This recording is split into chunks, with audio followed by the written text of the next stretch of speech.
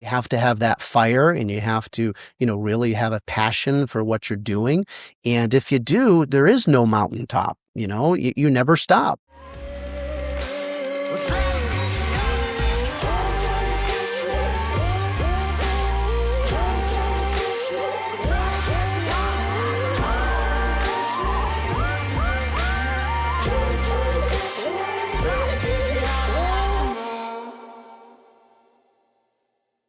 Today's guest is Michael McCready. He's the founder and managing partner of McCready Law. It's a personal injury firm he started in 1999 and has grown into a multi-state practice with offices in Chicago, Indianapolis, St. Louis, and Minneapolis, and now beyond. Michael spent more than 25 years building his firm from the ground up, making decisions about client care, talent, risk, technology, and firm growth along the way. He also speaks and consults on law firm management and how technologies like automation and AI are reshaping legal practice, no doubt, because it's reshaping the world. I'm looking forward today to digging in to the real trade-offs he's faced as a founder-operator, not just the legal work, but what lessons those experiences hold for entrepreneurs. So, Michael, welcome to The Necessary Entrepreneur. Yeah, thanks for having me, Mark. Looking forward to having a chat with you. So this journey, and we spoke a little bit off camera, this journey in 1999, a lot of people talk about there's this idea that it's important to have 1 and 5 and 10-year plans. And then also there's some really successful people that say, no, I just have my plans and my goals written down for the next 3 to 12 months. In 1999, when you started this business, was it built with this big plan in mind where you're at now? No way. When I left, I was a partner at a firm. I was always going to start my own firm. And at that time, I wasn't married. I didn't have any kids. And I said, if I'm ever going to try this on my own, I better do it now when I don't have responsibilities. And so it was just me. And this is before cell phones. So, I was there picking up the phone from 8 in the morning until 8 at night. And it didn't ring very much, but that gave me a lot of time to start thinking and planning and growing the firm. What are all the things you had to do to get the phone to ring in 1999? So the question will be to ask that, do you think it's any different from 2026 now too? Oh, completely different. But, back then, I had more time than money, and I made sure that I built relationships. I answered all the phones. I talked to all the people who called. And you have to understand is that not everybody who calls a lawyer has got a case. In fact, even today, we only accept about 30% of the calls that come in. But back then, I'd talk to everyone. I would make sure that I got their contact information, and they went on a mailing list. This is, really before email was popular. I'm not dating myself here, am I? But 1999, we said it. Yeah.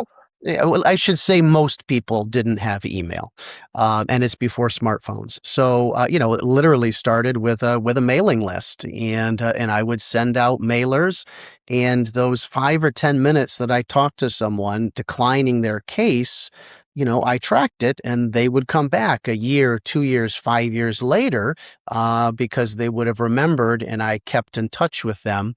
And I think that's one of the important lessons in any kind of business is that even though it may not be a customer today, it may be a customer in the future, or they may refer somebody, and treat every single person that comes in contact with your business, as a potential customer. So you're making the argument that even the 70% of the people that you didn't take their case right then, that it's just as important to treat them almost exactly the same, if not exactly the same, as the 30% that you do take. Absolutely. And in fact, where my firm is now, we have a whole intake department, and that intake department are not lawyers. And I'll tell you why, is because lawyers are not necessarily the best, empathetic people on the phone. A lawyer, I was in a car accident yesterday. Okay, when can you come in? But my cell phone was broken. Well, we don't want to listen to that. We just want to cut to the chase. Whereas my intake team, they're trained to talk to people and to empathize with people and understand that they're going through a difficult difficult time in life and whatever it is. And even if it isn't a case that we would accept, or it's outside of the practice area that we have, they take the time, and they explain to them why they're declining the case. And people appreciate that. And then, now we remarket to everyone, because electronic is very easy to remarket. So we get everybody's email, we get cell phones, we have people download our contact card onto their cell phones. And so those things that I did 26 years ago, we're still doing, but just doing them in an updated manner. And once again, we decline a case, but they come back, a year later, or they refer someone.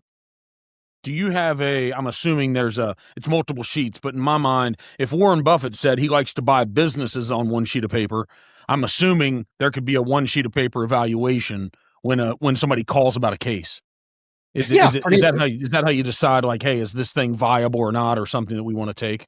Yeah, I mean, for each different type of case, we have our screening criteria. And for example, you don't need a lawyer's advice to know that if somebody gets rear-ended on the freeway and goes to the emergency room, that it's a case that we want. Okay, you don't need a lawyer to evaluate that. So, and then likewise, you don't need a lawyer to evaluate. I tripped over my own feet in my house. Can I sue someone? Well, no, you can't.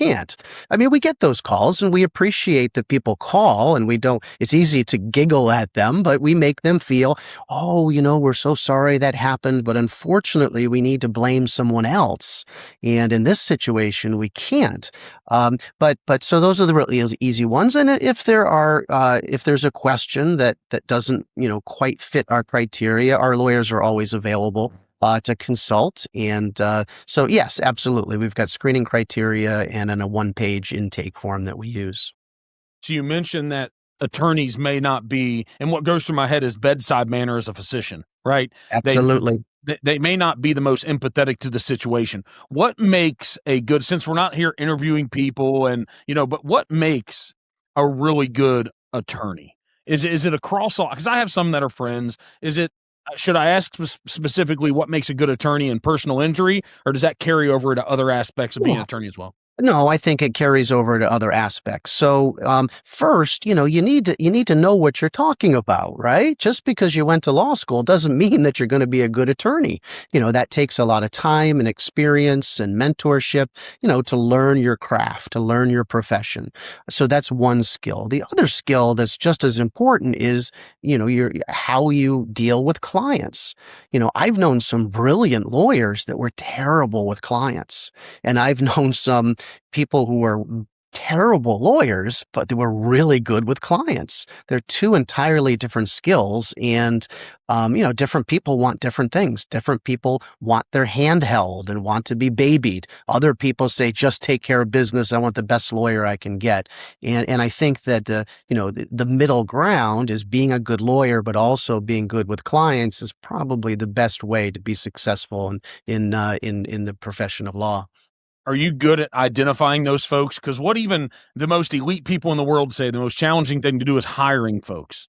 Yes. And so, how good are you at seeing someone that has both of those? Is it evident? I used to go by my gut, and my gut was pretty good. But over the last 10 years or so, and as we've expanded, we've gotten into, we do a lot more personality assessments and just things to make sure anybody can ace an interview, right? But we really want to get beneath the skin to make sure that this is someone that's going to fit in with our culture. Culture at our firm is the most important thing, and it could be a great lawyer or a wonderful person, but they just not might fit in our culture, and that's not fair to them, and it's not fair to us. So we spend a lot of time in the hiring process. But to your point, we want to make sure that we get the best people for our firm, because a bad hire, you've read the books, a bad hire costs you so much more than spending the money and the time to make sure that you get the right hire the first time.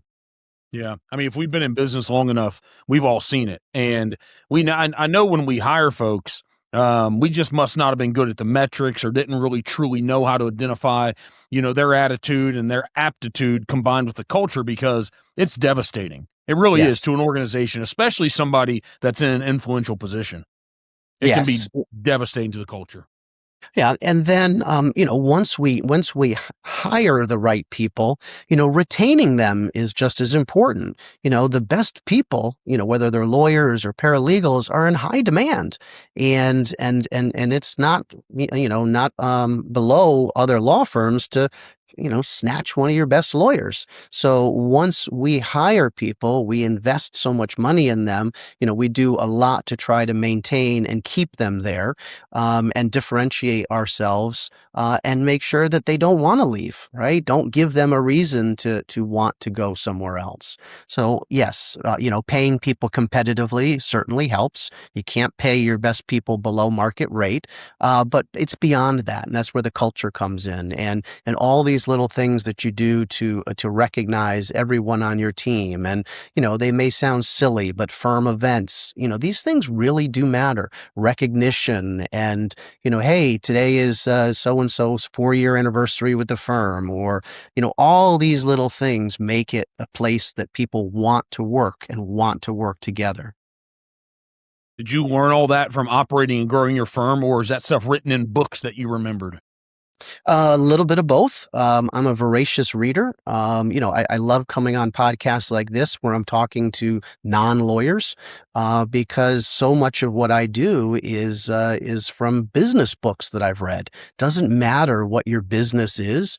I am in the service business. Now, my services happen to be legal services, but we treat my law firm like a customer service business, and our clients are our customers. And so what do you do to treat your customers well?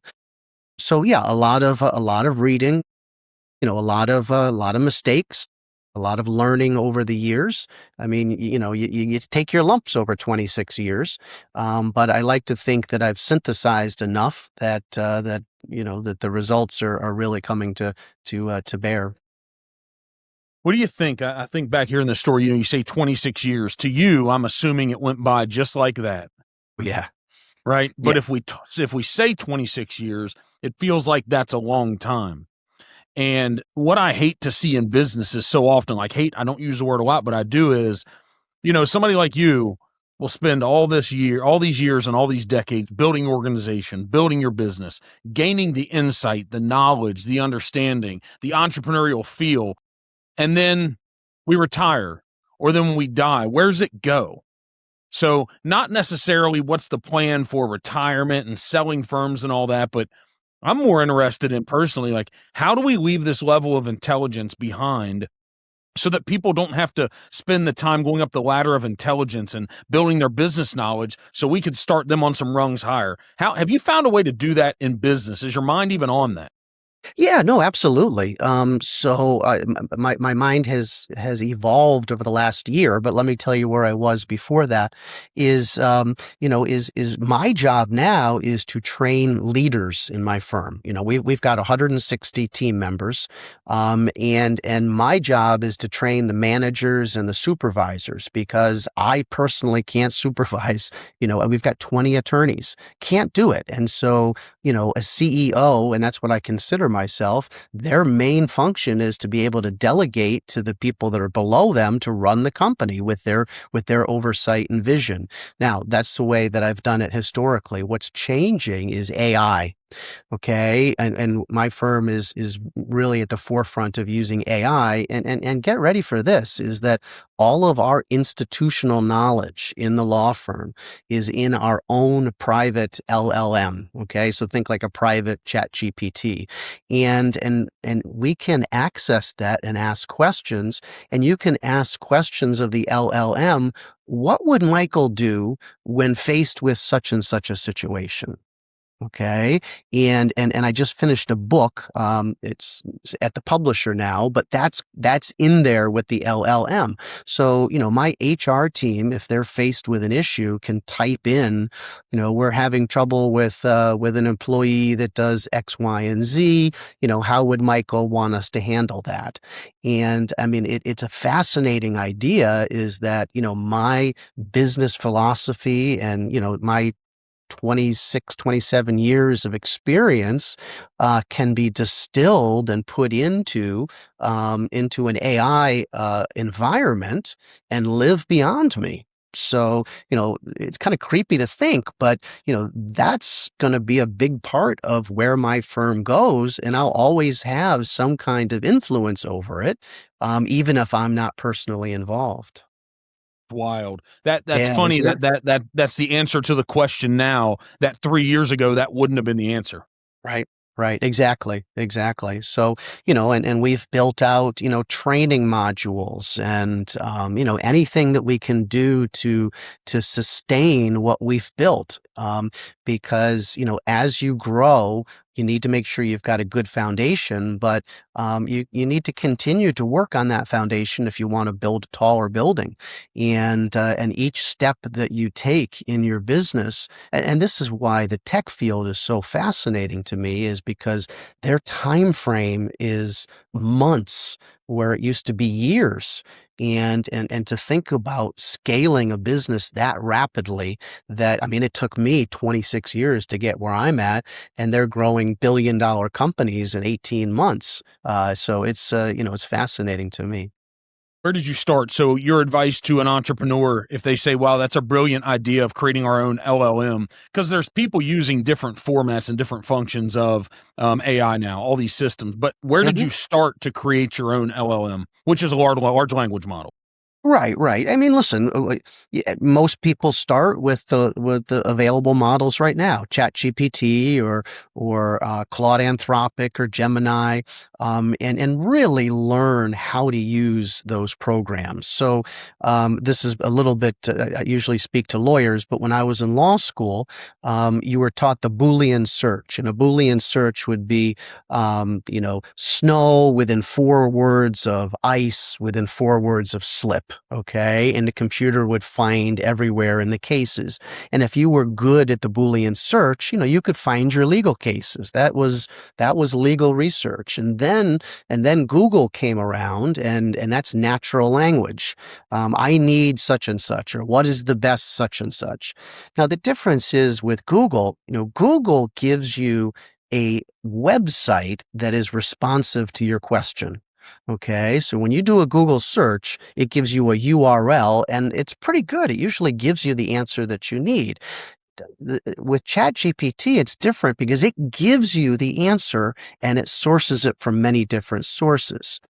So learning how to craft a proper query in ChatGPT is a very important skill today. And the better you are at crafting a query, the better your results are going to be. And you go down this rabbit hole, and you can really use, Chat GPT in every aspect of your life. And once you're familiar with the way that works, expanding the technology and understanding the capabilities becomes a lot easier to comprehend. You are not going to just all of a sudden build yourself an AI agent. If you've got no experience, it's just not going to happen. You're not going to build your own internal LLM until you're comfortable with the foundations. And it started with me as just, I'm a tech nerd. I love everything tech. And a couple years ago, came across Chat GPT, and I've been playing with it ever since, and really fine tuning it as a tool in every aspect of my life, personal and professional. It is like having the best personal assistant that has access to all the information in the entire world, that you're comfortable letting them know everything about you. It's just this weird conglomeration of all this stuff. Yeah, no, I'm fascinated, and I speak a lot on AI, both the application in the law, but also, in general, and how you cannot ignore this. It is here. I tell lawyers is if you're not using AI today, you are already behind, and you won't catch up. Okay, the speed of adoption and the speed of use is just astronomical. So you've got, in any business, you've got to understand the application that AI can bring. How's AI benefiting the average attorney? So, the 20 attorneys at your firm, whether at your firm or not, how's it benefiting the practice of law? Well, I mean, we use it constantly. So, for example, my practice is a personal injury practice. So we get, a lot of records, a lot of depositions, and AI is really good with comprehending large amounts of information, and then when we ask questions based on that information, for example, what is the insurance adjuster three arguments that they're going to use to justify not paying my client? Okay, well, here it is, one, two, three. Okay, how should I respond to this adjuster?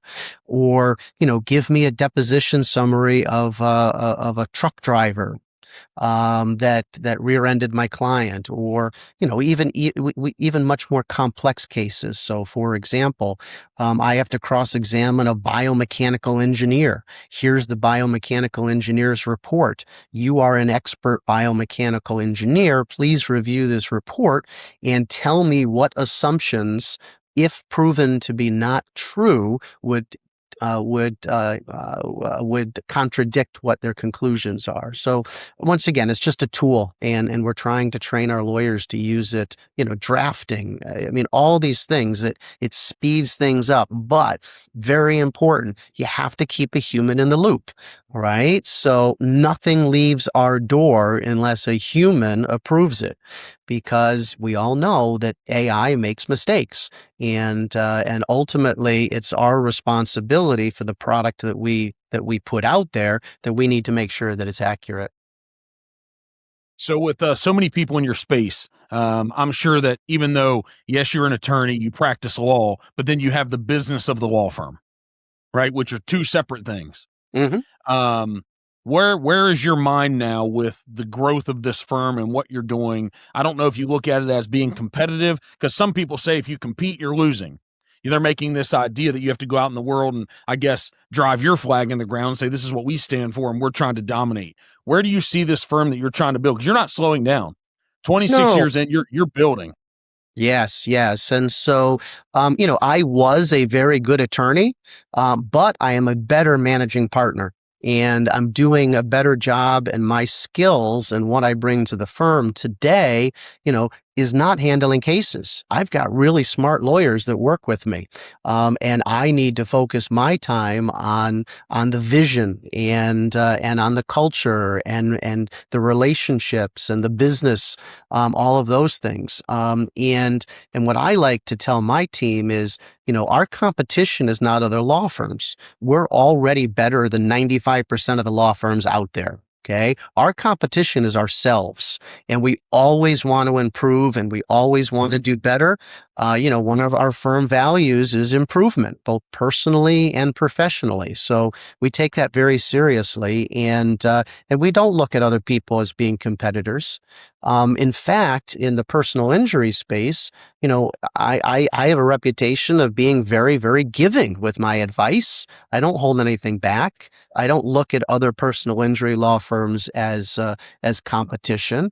To me, the competition are the big corporations and insurance companies. And if I can help another lawyer represent their client against an insurance company, of course I'm going to help. It doesn't mean that it's taking away from my business. And as you know, Mark, reputation is really important, and is something that I've cultivated and would hate to lose because I was overly competitive.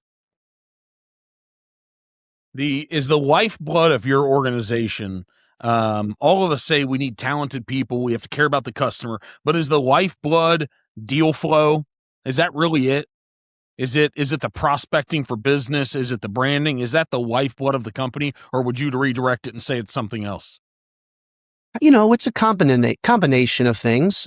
You could be the smartest lawyer and have the best bedside manner with clients, but if you don't have any clients, then they both go to waste, right? So, it's unfortunate, but getting clients is one of the requirements of running a successful law practice. And how you get clients has changed over life of span of my career. In the old days, it used to be do a great job for a client and word would spread and then other clients would come. Those days are gone, with the internet and with all the advertising. Anybody in any major metropolitan area, you can't drive a quarter mile without seeing a billboard for one personal injury lawyer or another. We're bombarded with all these messages and all this marketing. You do need, I feel, you do need to find a way to stand out, to differentiate yourself in any business. Otherwise, you're just going to get caught up in the noise. And there's always going to be someone that will outspend you. Okay. No matter what business you are, right? There will always be someone who will outspend you for clients and customers. So find out what your differentiation point is and double down on that and really focus to try to get the clients that way. Do you run the back end operations of your firm as a managing partner? Is that really your job, or is your job to help them gain more clients? How much of that marketing branding piece have you taken off of their plate so they can go be great attorneys and work on the cases? Or is that their responsibility too? Listen, I try to teach all my attorneys that generating business is important. I require them to be involved in one outside activity. I don't care if it's coaching your kid's soccer game or, being in a volleyball league. You have to have a life out there and you have to meet people and they should know that you're a lawyer. And that's important. But the firm and the reputation of the firm is really what drives most of the clients. It's not the individual attorneys. And my marketing tends to be much more B2B, business to business, than business to consumer. And what I mean by that is, business to consumer are all those billboards, right? And they want these individual people to call. Most of my clients come from other attorneys. Either attorneys that don't handle personal injury cases or lawyers who advertise that don't really handle cases. The big myth that most people don't know is those people on television and on the billboards, a lot of them don't even handle cases.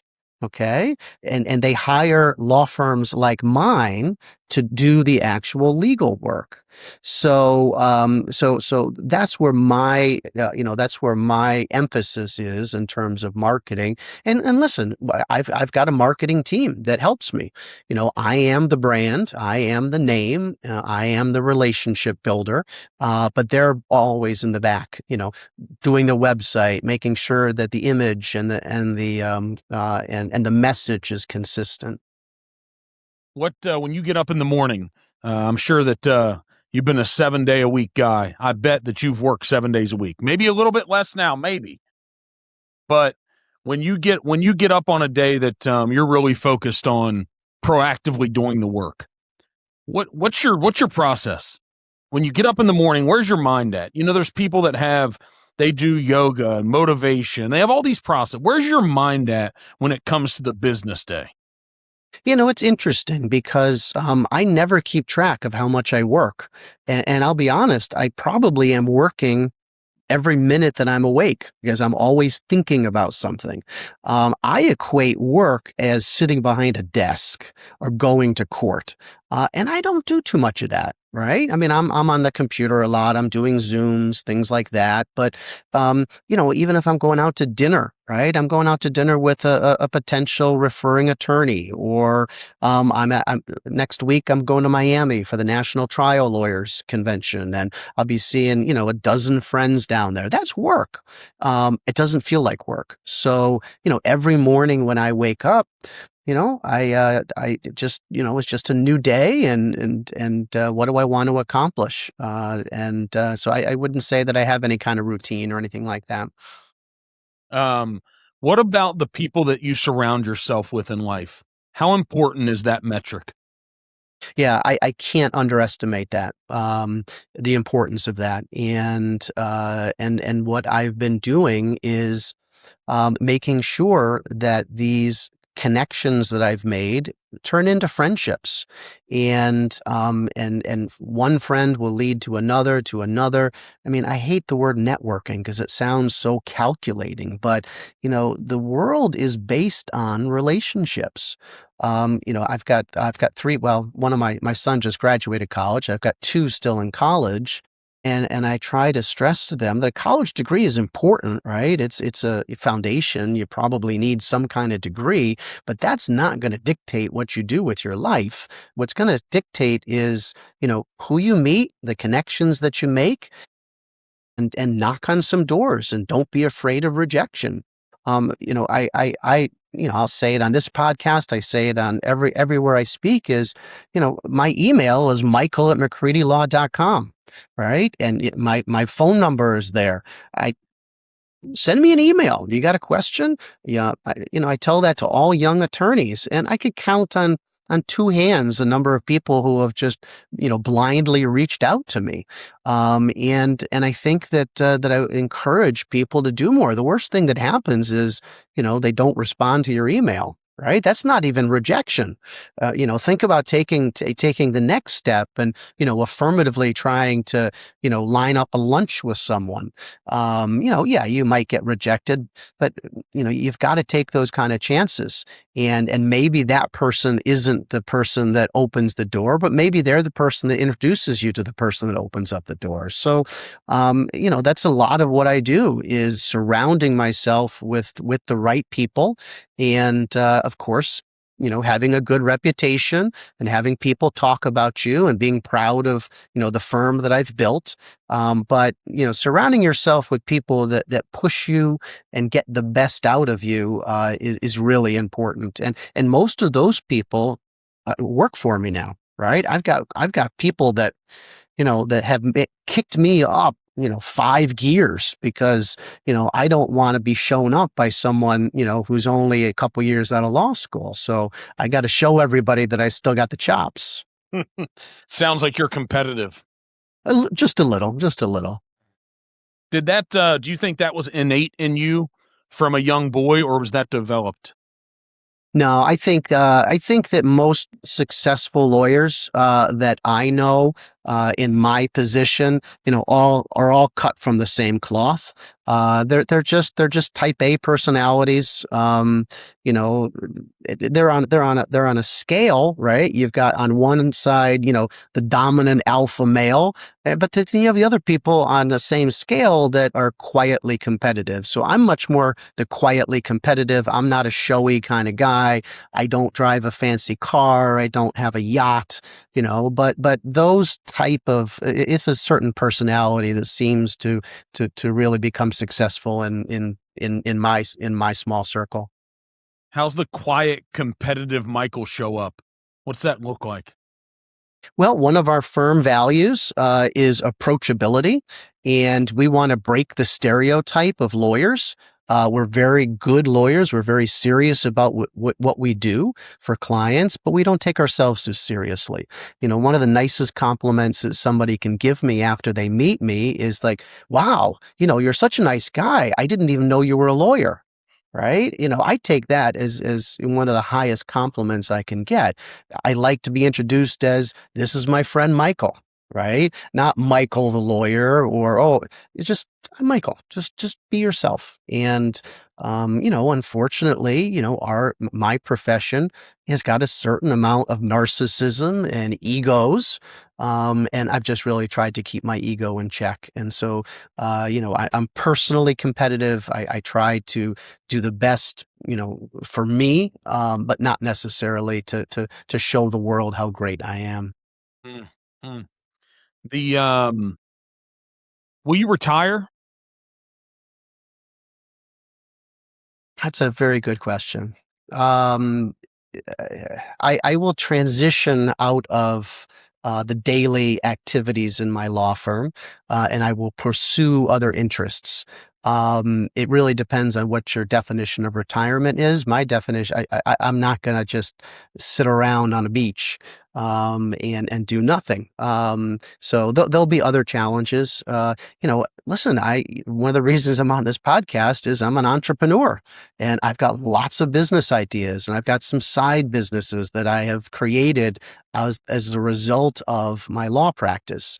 To dedicate more time to those, or to come up with new ideas. And my son just graduated from college, and his dream is to start a business, and I'd love to be able to help him, with whatever path he chooses. No, I don't expect. I will not. I'm not going to die at my desk. Okay. But I don't see. I don't see what retirement would really be for me. As long as I have my health, right? That's a whole Yeah. different. Yeah. So you touched on, the reason to go on podcast and to expose ourselves, to build these brands. You have these businesses. So if you're sitting around with whoever, people say, who's your best friend? It's like, I don't know. I have a group of people that are in that category. Right. But if you were sitting next to any of them and no context is needed and it's not being recorded and you're completely comfortable and you're not worried about everything you say, what do you want us to know? What do you want if they were to ask you, like, Michael, what are you trying to tell the world? Yeah, I mean, it really goes kind of back to the golden rule, is just, be nice to people, and even if you get stepped on or taken advantage of, don't become cynical.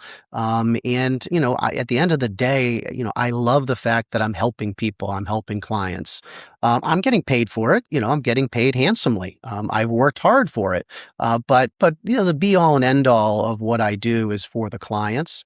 And I never forget that. And without clients, I'd have nothing, and I'd be nothing. So many people probably now come to you for really, they think it's these big questions of advice, but you see them coming from a mile away. Mostly it's, how'd you get there, or what should I do? You probably need to ask questions to understand how to answer it from them. Because, Yeah, right? I've been, I've found a lot of use over the years. I've been in a lot of masterminds. And if you're not familiar with the concept of a mastermind, it's a group of people that get together and they talk through their business problems, and different formats. But, and I've worked through a lot of problems in my firm over the years, and talking through them with people that have had that experience, or have something insightful to say, and help me come up with a plan. And then I'm able to give back. So, at this point, there's not much I haven't seen. So when somebody comes to a mastermind with a problem, I'm pretty sure that I've been down that road before, and maybe not be able to give them the definitive answer. And it might not be the answer they want to hear, but that's the idea of a mastermind, is brutal truth. And when somebody asks me, "Hey, I'm having this problem with X, Y, and Z in my law firm," I owe it to them to give them my candid assessment, even if they don't want to hear it. But I've found masterminds, and talking through with like-minded people, even if they're in different professions, has been really, really helpful for me. Hmm. So in this ever-changing world, we touched on tech a lot earlier and how fast things are changing. Um, is there an approach that you take to staying on top? Because on top, there's only one top of Mount Everest, but there's a lot of mountains and hills in the entire world that when we conquer them, we feel like we're on top. But is there a way in this new world of tech that we're all weaving through and trying to stay in front of? How do we stay on top? Yeah.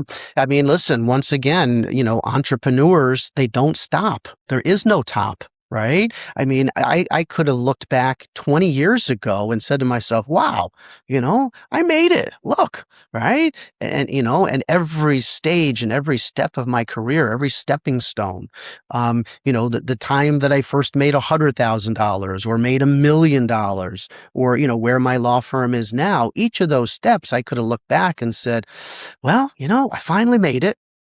But I don't look at it that way. I don't look at, well, I won't be happy until I reach this point. It's just I just keep moving forward, if I'm not moving forward, I'm going backward, and I think that is going to resonate with a lot of people that listen to your podcast. Is you don't do this for anybody other than yourself. You have to have that fire, and you have to really have a passion for what you're doing. And if you do, there is no mountaintop. You never stop, unless you want to, and that's the that's the benefit of being an entrepreneur, is you can control when you want to get out and say, that's it. When you were starting the firm at 30 or 31 years old, 26 years ago,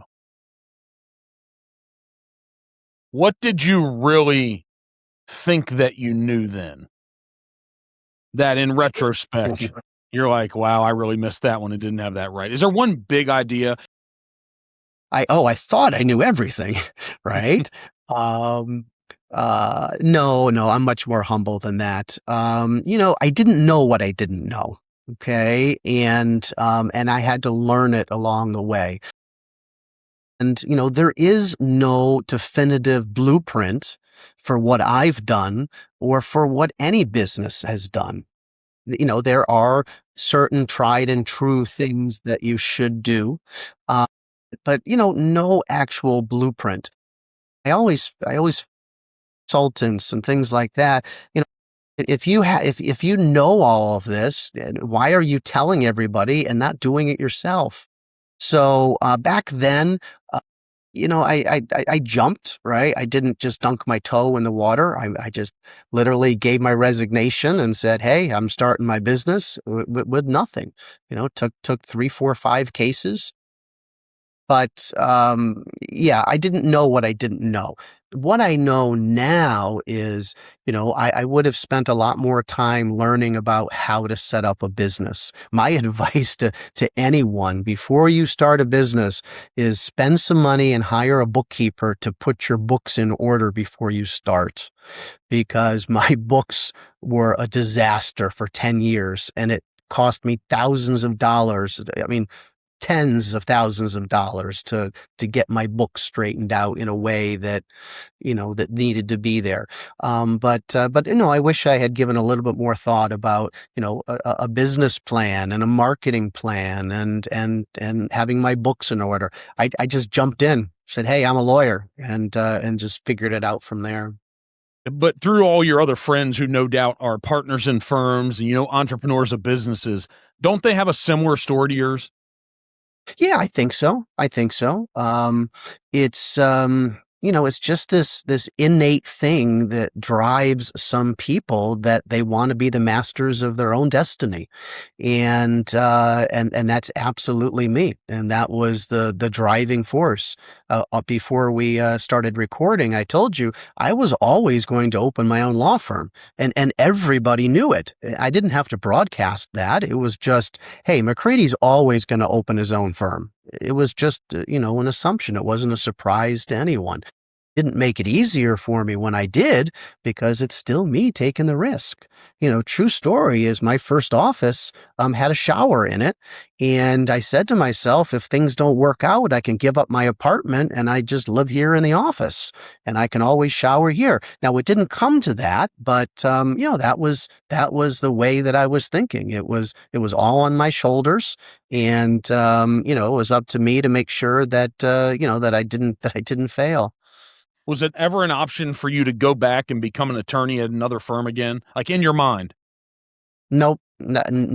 From the minute I left, there was never that idea. How Now it's important? Yeah, interesting. how Now, important is that? So keep going. yeah, no, now I'm in a completely different position, is that I'm hiring lawyers that have been out on their own and realize how difficult it is in running a business. All they want to do is be a lawyer. And unfortunately, there are things that you have to do that don't have to practice, that have nothing to do with practicing law. And so now, my firm has become attractive to people that want the structure that I bring and the business that, the business structure that we have, so they can focus only on practicing law. But Yeah. I never felt like I was going to do that. I think that's the important part of entrepreneurship. It's not that necessarily people have to keep going. It's not that they don't quit, but just know what I've seen from these people that, well, success is you're still going.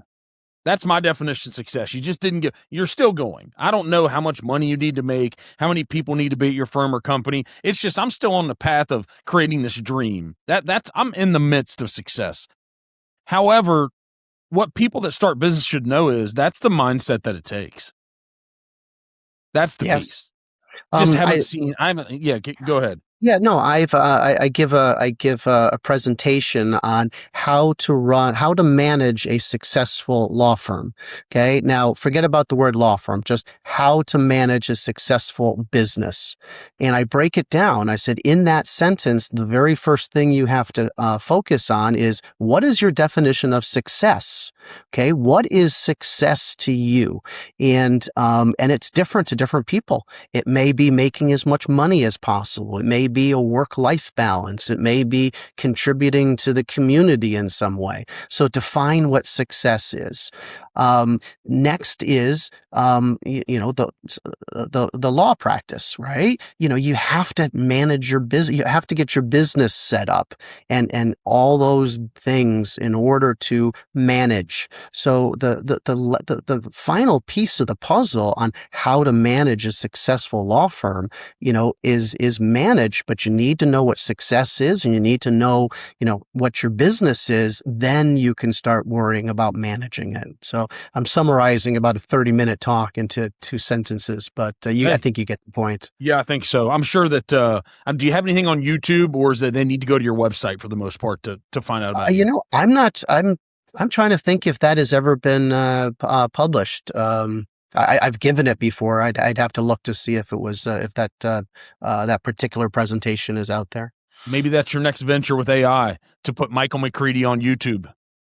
Yeah, well, we already do some of that. Okay, so we have AI. I had to record a 5-minute video, and I had a script, and I had to give different facial expressions, like act surprised and act angry, and do all these, and the video was filmed, and then AI takes it, and basically any script you want, you type in the script, and here it is, me and my face and my lips and my hand gestures and everything, and it looks largely like me.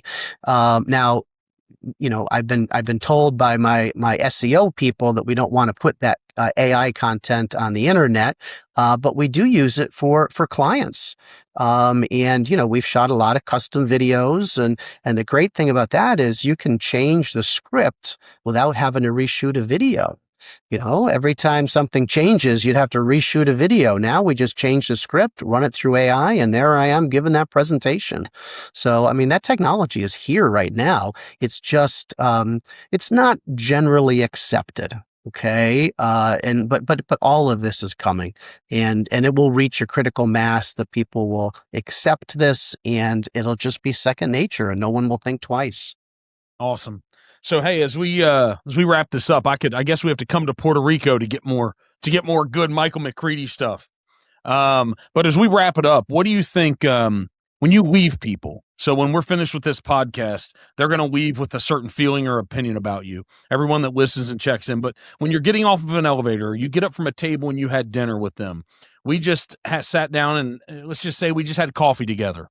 What do you want them to know about you, to think about you, and all these people watching today when they walk away? What impression do you want to leave? I hope that I inspire people, not everyone that I meet, but I really love meeting someone new and talking to them, and them walking away with a new idea, or a new way of thinking about something, or a new way of approaching, or a different mindset, or really, making a difference in someone's life. I've learned a lot in my time, and I'm very free with my advice and the things that I've learned. Not everybody is receptive, but those people. My wife says that, Michael, you're like a fine wine, right? A really expensive wine. Not everybody appreciates you, but the people that do really appreciate you. And I love that analogy. So, I may not resonate with everyone. I'm not trying to resonate with everyone, but for those people that I really strike a chord with about whatever I want it, whatever they want me to share, I appreciate it, and I'm always willing to give. Well, I can say that me and I bet the folks that have listened this long, we appreciate the time you've given us. Yeah, someone that has a mind for a different business we're not in, you being an attorney and being relatable and talking about AI and what you're doing with your firm and the principles and how to move forward. I think from an entrepreneurial perspective, anybody in any business, this probably helps. And they got your email. So just Michael at Yes, McCready yes. at McCreadyLaw.com, right? Yeah. And listen, if you Google me, you'll find me. At least you better find me, or I'm going to fire my SEO company. And I'm also pretty active on LinkedIn as well. All right. Awesome. Well, hey, thanks for the time. And I look forward to going back. I like the tidbits that my team pulls out and the brilliance that you shared with us. It'll be important for me to listen to. This is a free coffee that I get to have with everyone. We try to provide value for all those that are going to listen, but selfishly for me, it's a free coffee time as well. So I thank you for coming and sharing with us. Oh, it's a labor of love, right? Yes. McCreadyLaw.com. Check him out.